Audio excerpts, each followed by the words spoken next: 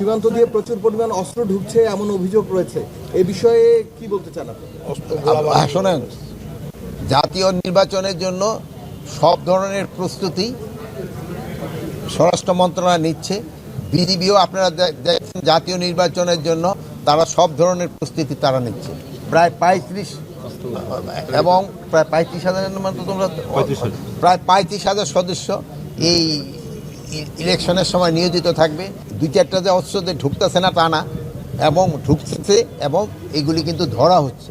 Daily দেখবেন যে ধরা হচ্ছে, এই 1-2টা করে কিন্তু ডেইলি একদিন 5টা বিদেশি পিস্তলও কিন্তু ধরা হচ্ছে।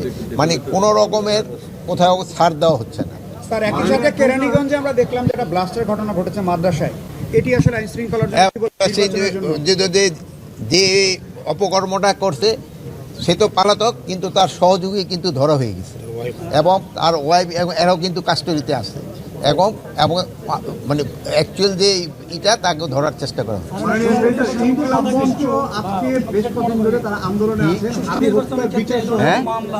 এই যে বোমা হামলাগুলো স্যার সুষ্ঠু নির্বাচনের ক্ষেত্রে কোনো ধরনের বাধা হয়ে দাঁড়াবে? মানে হয় কি, ফ্যাসিস্ট যারা আছে তারা তো সবসময় এইটা বাধা দেওয়ার চেষ্টা করবে, কিন্তু আপনাদের সবার সহযোগিতায় যদি থাকে নির্বাচন সুষ্ঠু, শান্তিপূর্ণ এবং উৎসব মুখর হবে। না, আপনাদের না, সবার মুখ থেকে এই সংখ্যা শব্দটা সবসময় শোনেন। সংখ্যার নির্বাচনে এখন কোনো সংখ্যা নাই, এই জন্য তারা কিন্তু সবাই কিন্তু এবারের মতো কিন্তু নির্বাচনের জন্য এই প্রশিক্ষণের ব্যবস্থা করা হয়েছে।